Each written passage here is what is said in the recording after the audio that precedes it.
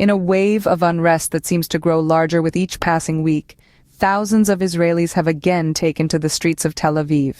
For the 11th consecutive Saturday, they rally against the government's handling of the situation in the Gaza Strip. Tensions rise as security officials clash with demonstrators, with the crowds from two separate protests merging into one unified call for action. The focus of their ire?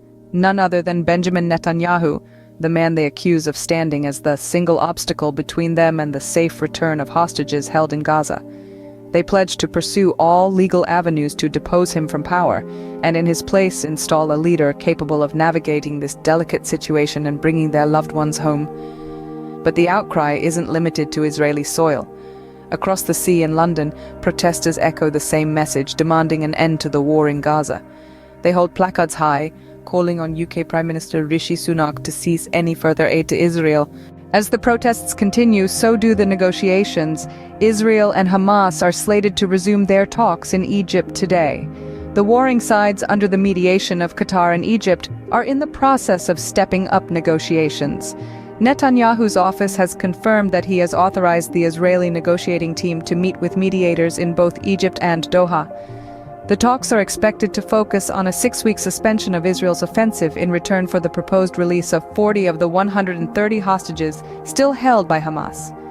In a parallel diplomatic effort, Egyptian Foreign Affairs Minister Sam Shukri met with his counterparts from France and Jordan.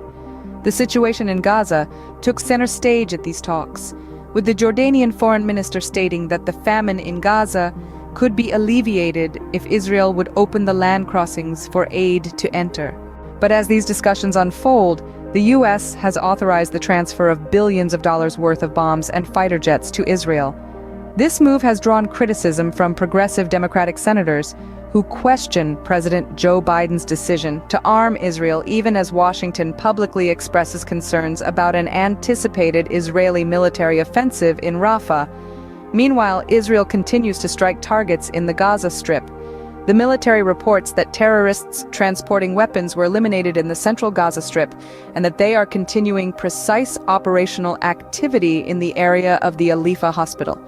In a separate incident, a UN peacekeeping mission reported that 3 United Nations military observers and a Lebanese translator were wounded when a shell exploded near them while patrolling the southern Lebanese border. Ships carrying 332 tons of food for Gaza have left Cyprus's Laka port, destined for the besieged territory early next week. As the world watches, the situation continues to evolve. The protests, the negotiations, the strikes, all facets of a complex and multi-layered conflict.